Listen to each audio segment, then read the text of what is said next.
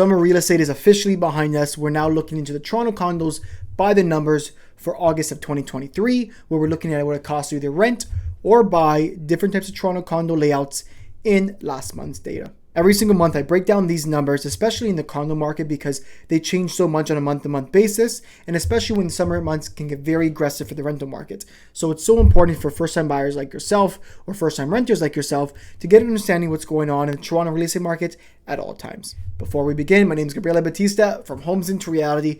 I'm a Toronto real estate agent who's very passionate about helping first-time buyers and young people get into home ownership, learn about home ownership, be educated on the process, so when they're finally ready to making that first big move in Toronto, they can do so with confidence. And that's why we have content consistently coming out every single week about being a first-time buyer. If you wanted to book an appointment or talk about your situation about moving to Toronto, you can get all my information below. My phone number, my email, and a link to book a call with me is below. You can do so then.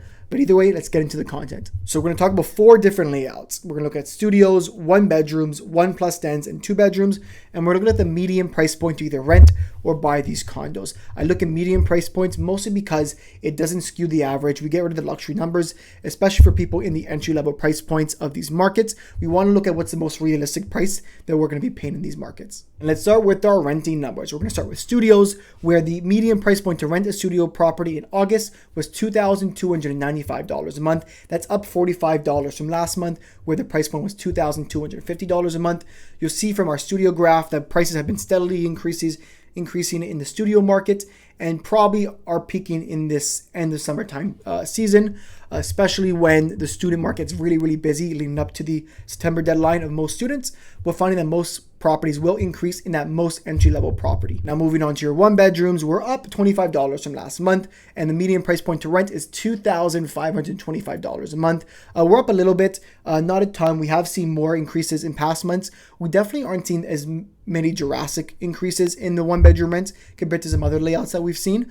But like usual, when it comes to this busy summer rush, we do see rents for 1 bedrooms do go up a fair bit. Now moving on to 1+ dens. This is the one layout where we actually have been seeing that increases. They don't look like they're stopping anytime soon. They probably will slow down into the fall and winter months, but their trajectory is still pretty high. It's up just under about $80 it's up from last month. We have a median price point to rent of $2,819 a month. And that's pretty drastic. Last month, it was $2,733 a month. So rent has consistently gone up from these 1+ dens. And maybe it's because people are valuing that extra space a little bit more. But based off the month-to-month difference you see in the graph, we're not flattening out with those rent numbers. It looks like its trajectory is still going up pretty high. It'd be curious to see what's happening next month. And lastly, we'll get into our 2-bedroom condo rents. We're looking at median price point to rent a 2-bedroom in Toronto. We're looking at $3,394 a month. And that is, I would say, fairly flat as well from last month, where it was $3,375 a month. So we're up technically about $20. So overall, compared to some months where we jumped $120, we're relatively flat on the 2 bedrooms. It's likely that amount of rent has peaked for the 2 bedrooms. I would say as a whole, when I look at the Toronto rental market for condos, I would be shocked if this is not maybe the peak of the rental market.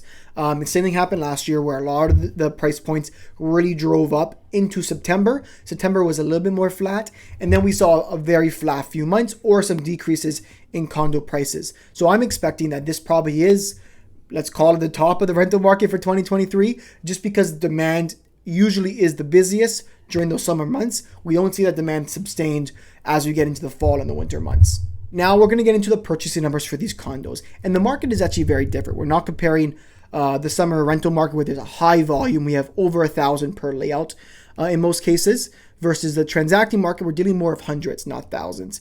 So it's definitely a smaller volume of data, but it's something that we definitely want to keep checking to see what trends are going on in prices for these specific layouts. Now, starting with your studios. And with your studios, you don't have a ton of data at all. It's actually the most volatile. You see the graph over here, how there's a lot of ups and downs month over month. But the amount of studios that transact is very low. We had 20 studios transact last month in August. So the data sample is much lower. So we're more likely to see these jumps and these spikes. With that being said, we can tell that prices are trending lower if we look at the 3-month average. with that being said, this type of data point isn't super reliable, but I think it's probably confident to say that there are some declines slightly in the studio prices. With a median price point to purchase a studio, you're looking at $472,500. Now to your one-bedroom condos, and we'll pull up the graph here. You'll see that the actual graph is much cleaner. We have much more data points. We're dealing with just over, I think, about 250 one-bedrooms sold in Toronto in last month. And with that number, it's much more clean, especially when we're looking at that median number.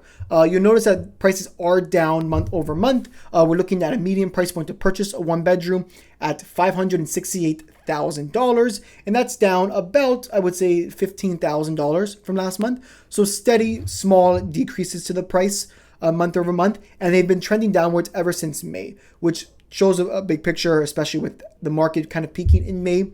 You had fixed rates a little bit lower. There was some confidence in the market. Since a lot of the interest rate increases, buyer confidence is much lower, where we are seeing some steady declines in price. Nothing significant, but definitely some declines in price. Moving to 1+ dens, we are seeing a very similar trend to your one bedrooms. We'll pull up the graph over here, and you'll see that we are seeing these declines very steadily going down. Nothing drastic, but they are decreasing from their peak in May. And you're looking at a median price point of $647,000, just over that price point. So we are seeing some declines in the price, nothing substantial. We're at the same level that we were in February, you'll see over here. So it's not like prices have been falling off a cliff. They're just rebounding from that really high in May and June for 1+ dens. Now, lastly, we're looking at your 2-bedroom condos. And this one's a little bit of a different picture. We're not seeing really major changes in prices. If you see the graph here, you look at the orange line, it's kind of gone up, gone down, gone up, gone down. We're slightly down over your peaks in May and in June.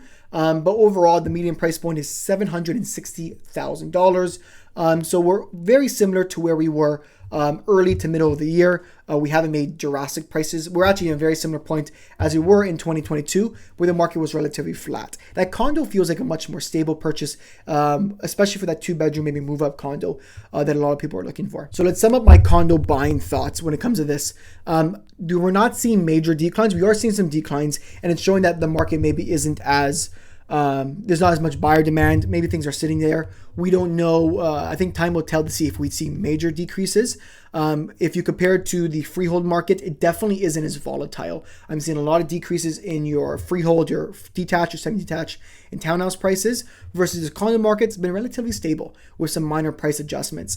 Nothing where I'm super concerned about. Long term, it'd be curious what happens, obviously with higher rates for a longer period of time. Do people have enough? Let's say, for example, a condo is a very popular investment for a lot of foreign buyers, entry-level buyers that invest a condo, rent it out. Maybe those people are feeling the heat of cash flow, and maybe they would like to sell. That might be something we see long term if the bank kind of has the rates high for a very long time. But with the kind of crazy and volatile market that we've been seeing over the past 6 months, we really haven't seen dramatic price corrections in the condo market. So only time will tell, but it feels like it's been a much more stable investment or stable purchase. I don't use the word investment. I think purchase is the most important thing. As a first-time buyer, you should be looking at these condos as purchasing for yourself to live in, or at least for you to be living there someday. But it looks much more stable versus a freehold, which has a lot more highs and lows. But overall, that's my 2 cents on the condo market. So those are my thoughts. I said that, I think the rental market's probably peaked for 2023. And I think the condo purchasing market, you probably want to keep your eyes out over the next until the end of the year and see what happens with the higher duration of higher rates. I also am filming this video on the same day that they announced that they're holding the interest rate at 5%. It doesn't mean they're not going to increase it again, but it definitely means for the short term, they're going to be saying it as is. So we'll see what happens with the condo market purchasing numbers, but it feels like it's been a fairly stable, not so volatile property to purchase over the past, at least the past year. Overall, I do these type of videos every single week on the channel. I also post on my Instagram this type of content on a more consistent basis. I want to help first-time buyers in Toronto. I want to help young people get into homeownership and feel confident about it. So if there's anything I can do to help you be confident in being a homeowner in Toronto, let's reach out. My information's all below. Reach out then. Enjoy the rest of your week. Happy fall. Not yet, but we're pretty close. Take care. Bye.